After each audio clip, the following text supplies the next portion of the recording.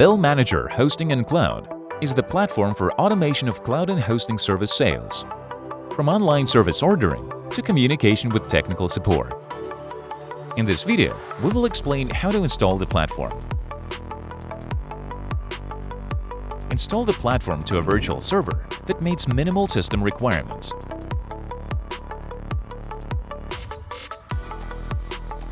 Configure network according to documentation. Connect to the server via SSH with a super user permission. Root by default. Download installation script and start it. Execute the following command to install the latest version of the platform.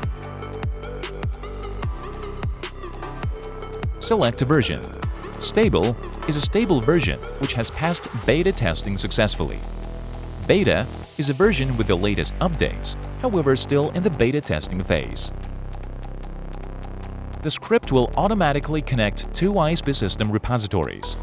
ISPsystem-base.repo is for installation of basic software. ISPsystem.repo is for installation of ISPsystem control panels versions as required. To further configure BILLmanager, logging into the web interface is required. If you start working with the platform using a trial license, you need to activate it in ISPsystem personal account and proceed to installation.